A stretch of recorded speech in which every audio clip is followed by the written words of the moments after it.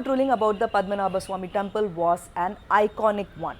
The ruling said that the ultimate control of the Padmanabha Swami temple lies with the Kerala royals. So when this ruling came out, I thought about what will happen to the treasures of the temple, that is what will happen to the sacks of gold and diamond and sapphire, who will get to own that. Ultimately the court said that Kerala royals get to decide what to do with the treasure. So it is a win-win situation for them. They get to keep the temple as well as the riches. This actually makes us wonder, how did the Kerala royals exactly manage to hide this much treasure from the Britishers? The Britishers came to India, but they did not invade the land, they colonized it. People living in the Indian subcontinent back then did not actually understand the concept of colonization. They knew war, they knew attacking, and they knew looting. So people back then actually really understood what causes a war and when there will be a war and when there is an foreign or enemy invasion.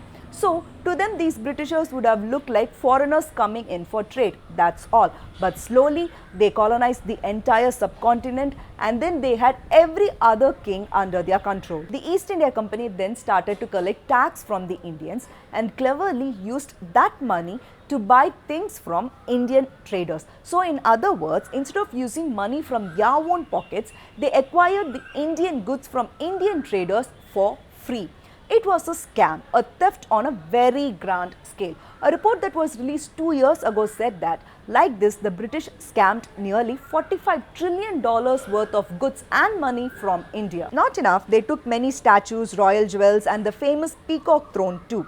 The fact whether India gifted the Kohinoor diamond to the British or they stole it is still a topic of debate. If you add up what India, Pakistan and Bangladesh lost during the British rule and continue to lose with every passing year, the total value would be nothing when compared to the value of the Kohinoor diamond. So, in short, nothing of great value actually escaped the eye of the English. So, exactly how much did the British loot from India like this? As of independence, there were more than 500 princely states in India and major kingdoms like Mysore, Jaipur, Gwalior, etc.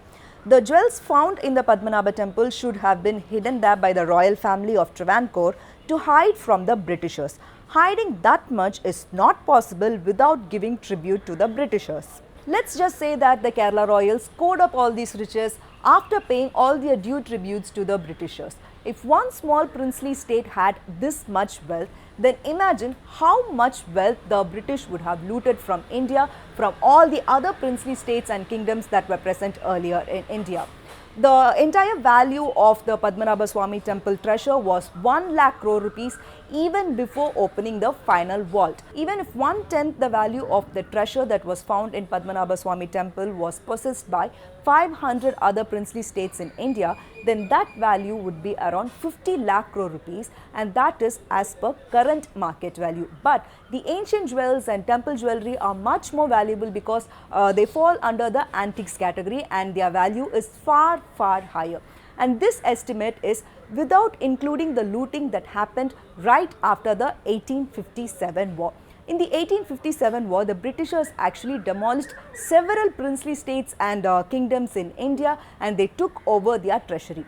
That estimate, that is the estimate of the treasury that was taken over by Britishers after the 1857 war, is completely beyond anyone's comprehension. I'd like to include a small portion of Shashi Tharoor's speech at Oxford 2 years ago here to actually support my analysis. Because India had been governed for the benefit of Britain. Britain's rise for 200 years was financed by its depredations in India. In fact, Britain's industrial revolution was actually premised upon the deindustrialization of India. The handloom weavers, for example, famed across the world, whose products were exported around the world, Britain came right in. There were actually these weavers making fine muslin, light as woven air, it was said. And Britain came right in, smashed their thumbs, broke their looms, imposed tariffs and duties on their cloth and products, and started, of course, taking the raw materials from India and shipping back manufactured cloth, flooding the world's markets with what became the products of the dark and satanic mills of Victorian England. That meant that the weavers in India became beggars, and India went from being a world-famous exporter of finished cloth into an importer, went from having 27% of world trade to less than 2%. By the end of the 19th century, The fact is that India was already Britain's biggest cash cow, the world's biggest purchaser of British goods and exports, and the source of highly paid employment for British civil servants. We literally paid for our own oppression.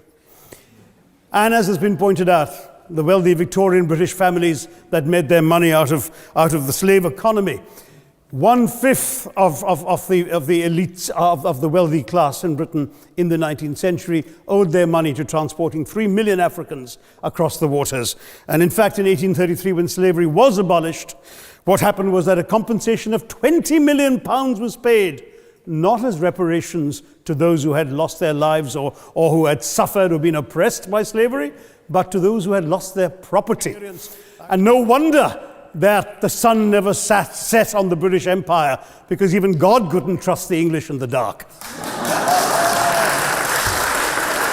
Britain's total war debt of £3 billion in 1945 money, 1.25 billion was owed to India and never actually paid. British aid to India, well, let me just point out that British aid to India is about 0.4% of India's GDP. The government of India actually spends more on fertilizer subsidies, which might be an appropriate metaphor for that argument.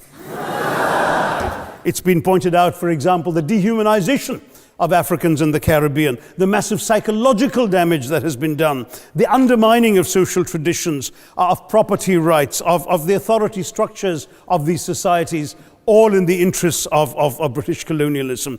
And the fact remains that many of today's problems in these countries, including the persistence, in some cases the creation of racial and ethnic and religious tensions, were the direct result of the colonial experience. So there is a moral debt that needs to be paid. The truth is that we are not arguing specifically that vast sums of money need to be paid. The proposition before this House is the principle of owing reparations, not the fine points of how much is owed, to whom it should be paid. The question is there a debt? Does Britain owe reparations? As far as I'm concerned, the ability to acknowledge a wrong that has been done, to simply say sorry, will go a far, far, far longer way than some percentage of GDP in the form of aid. What is required, it seems to me, is accepting the principle that reparations are owed. Personally, I'd be quite happy if it was £1 a year for the next 200 years after the last 200 years of Britain and India. Thank you very much, Madam President. This is actually very bold of Mr. Tharoor to say that the British owe us morally and financially. People may say that the Britishers brought in the railways and roadways, but if you think about it, they brought those only to help themselves. India was responsible for 27% of global trade before the Britishers stepped in, and immediately after British monopolized Indian trade, it fell below 2%. So, had India been left alone, the princely states and kingdoms in India would have definitely brought in the railways and the roadways right on time. As we see in the case of the Padmanabha Swami temple, even though the Travancore royal family had lost political power, the ruler remained the official king of the Padmanabha temple. That is, even after 1947. And when the king and his successor kings feared that the loss of political power could mean the loss of economic control over the immense wealth of the kingdom to the British, they swiftly and wisely transferred huge parts of the royal treasury into secret chambers in the Padmanabha temple. The treasury of a princely state or a kingdom does not exactly belong to the king and his descendants. It is actually used to feed the people during times of famine and war, and this treasury also does not include the personal jewelry of the royal family. But the royal family of Travancore has told that this treasury in the Padmanabha Swami temple belongs to the royal family, and the Supreme Court has also told that the royal family has the right to decide what happens to the treasury. So we have to actually wait and see how this issue particularly pans out. As for the British that looted things from India, it would be nice if they returned everything back. But even if they genuinely wanted to give us everything that they took from us, it is not possible for Britain to owe us such a huge financial debt now. An apology would be nice, but we know the Brits and that's not happening either. At least they should acknowledge that India was rich and they took things away from us. This is a very huge thing to even think about, but we should also remember that the British missionaries and lords and ladies who came to India told the world that we are a group of poor, famine-struck and uncivilized kingdoms. Famine was not only in India. Ireland was affected by this famous potato famine, and Scotland had cholera spread and industrial oppression, and all these happened when the British was actually in India. But India was shown as a poor piece of land while the British were actually looting from our banks and our cultures. Even today, India is seen as a poor country in need of charity from the West. India is in need of trade deals and not charity. If this is something the British did to a group of princely states and kingdoms, then what about all the other countries that they have stepped on? This is something to think about. If you are from some other country other than India and you're still facing the repercussions of British rule, please let us know in the comments what exactly was looted from your land. Meanwhile, stay connected with us for more such updates.